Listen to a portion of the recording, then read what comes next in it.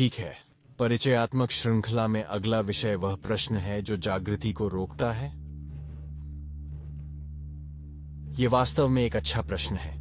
यह अपने आप से पूछने के लिए एक अच्छा प्रश्न है। इस पर गौर करने के लिए एक अच्छा प्रश्न है। यह कुछ बेहद दिलचस्प जगहों की ओर इशारा करता है। इसलिए मेरे पास इसका उत्तर देने के कुछ अलग अलग तरीके हैं। एक तो मैं हमेशा महसूस करता हूं कि यह बताना महत्वपूर्ण है कि एक बहुत ही वास्तविक अर्थ में कुछ भी जागृति को नहीं रोकता है, क्योंकि यह पहले से ही मामला है। यह पहले से ही यहां है। यह पहले से ही यह है। वास्तव में भले ही यह ऐसा प्रतीत न हो, भले ही आप इससे या अपने वास्तविक स्वभाव से, स्वयं से या जीवन से कटा हुआ महसूस करें, इसका मतलब यह नहीं है कि यह मामला नहीं है, क्योंकि यह पहले से ही है। तो वास्तव में कुछ भी इसे रोकता नहीं है। इसे कोई छू नहीं सकता। कोई संदेह नहीं, कोई आशा नहीं, मन का कोई नियंत्रण तंत्र नहीं।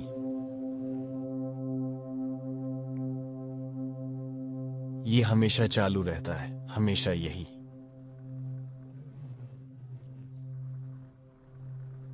इसका दूसरा हिस्सा यह है कि जब यह आपके जीवन में आना चाहेगा तो आएगा। कभी कभी यह अभ्यास के माध्यम से, पूछताछ के माध्यम से, जागृति प्रक्रिया में शामिल होने के माध्यम से होता है। कभी कभी यह बस फूट जाता है।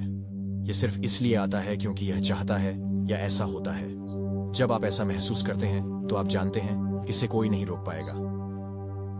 दिमाग इसे रोक नहीं सकता। संदेह इसे रोक नहीं सकता। संदेह नष्ट हो जाता है जैसे बर्फ को आग में फेंक दिया जाता है जब वास्तविक प्रकृति का ज्ञान यहां अपने आप खड़ा हो जाता है और सभी भ्रम जल जाते हैं। दूसरा उत्तर शायद थोड़ा अधिक गहराई वाला और थोड़ा अधिक व्यावहारिक है, लेकिन यह महत्वपूर्ण भी है।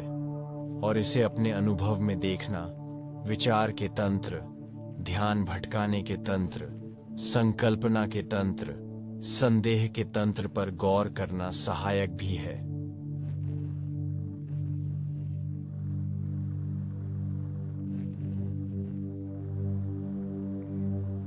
ये तीन मुख्य क्षेत्र हैं। मान लीजिए अहंकार आपका ध्यान खींचने के लिए, आपको मन की राह से नीचे खींचने के लिए, आपको विचारों में उलझाने के लिए, आपको समय के भ्रम में फंसाने के लिए, आपको पाने के लिए उपयोग करता है।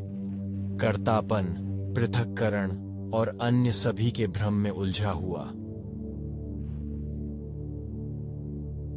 तो पहला है ध्यान भटकाना, मन भटकना।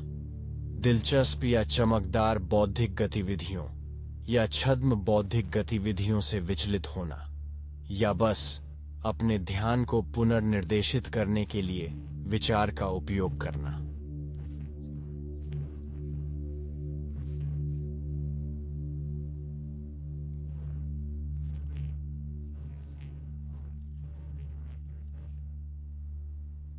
ऐसा लगता है जैसे इंद्रियां कभी कभी आपका ध्यान खींच रही हैं, लेकिन यह वास्तव में इंद्रियां नहीं है। यह मन की इंद्रियों की व्याख्या है। यह विचार कह रहा है, ओह यहां देखो, ये तो और भी दिलचस्प है। चाहे वह कोई भी विकर्षण हो, अपना पसंदीदा विकर्षण या पदार्थ या टेलीविजन कार्यक्रम या बातचीत या कुछ भी चुने। लेकिन ध्यान भटकाना अंतहीन रूप से ध्यान को पुनर्निर्देशित करने का एक तरीका है। और वह अंतहीन पुनर्निर्देशन आपको पट्टे पर बंधे कुत्ते की तरह चलता रहता है और आपका दिमाग पट्टे को पकड़े रहता है। वह ध्यान भटकाना है। और हम अपना ध्यान भटकने क्यों देते हैं? आमतौर पर ऐसा इसलिए होता है क्योंकि ऐसा न होना असहज होता है। यदि हम एक पल के लिए उन विकर्षणों का अनुसरण करना बंद कर दें तो हम थोड़ा असहज महसूस कर सकते हैं। यदि हम लंबे समय तक ध्यान भटकाने वाली बातों का अनुसरण करना बंद कर दें तो हम बहुत असहज महसूस कर सकते हैं। कुछ तीव्र भावनाएं, कुछ भय या तीव्र बेचैनी या भ्रम या गुस्सा भी महसूस कर सकते हैं। और कई बार यह हमारे दिमाग को किसी और चीज की ओर पुनर्निर्देशित करने या हमारा ध्यान भटकाने के लिए पर्याप्त होता है। लेकिन यदि आप इसे एक तकनीक, एक कून, एक पूछताछ प्रश्न के माध्यम से या मैं हूं के शुद्ध अर्थ में रखते हैं तो आप उसी पर टिके रहते हैं। वे भावनाएं आती जाती रहेंगी और कुछ न कुछ बना रहेगा, कुछ अनिर्वचनीय, कुछ ऐसा जो विचलित न हो, उसे विचलित नहीं किया जा सकता।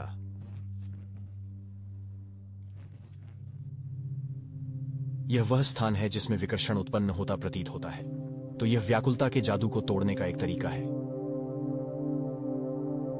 इसके अलावा यह किसी भी मानसिक गतिविधि के जादू को तोड़ने का एक अच्छा तरीका है जो जागृति को रोक रहा है।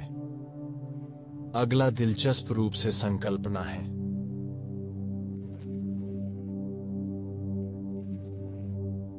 यह अक्सर आध्यात्मिकता की अवधारणा है जिसमें अंतहीन सिद्धांत और किताबें पढ़ना और इसके बारे में बात करना, इस पर चर्चा करना, इसके बारे में बहस करना और चर्चा करना है कि उच्चतम सत्य या उच्चतम ज्ञान या उच्चतम मार्ग क्या है। यह अपने आप में कोई असामान्य तरीका नहीं है कि हम खुद को भ्रमित कर लें कि वास्तव में जागृति क्या है, क्योंकि यह इसकी समझ के बारे में नहीं है, यह इस बारे में है, यह समझ से परे है और यह समझने से पहले है। इसलिए अवधारणा बनाना बहुत मुश्किल हो सकता है, खासकर कुछ लोगों के लिए।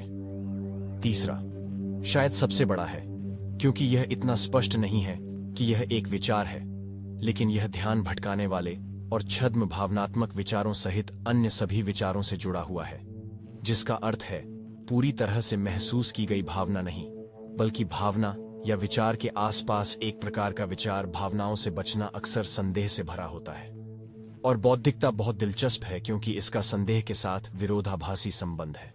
यह निश्चितता जैसा लगता है, लेकिन यह मानसिक निश्चितता है।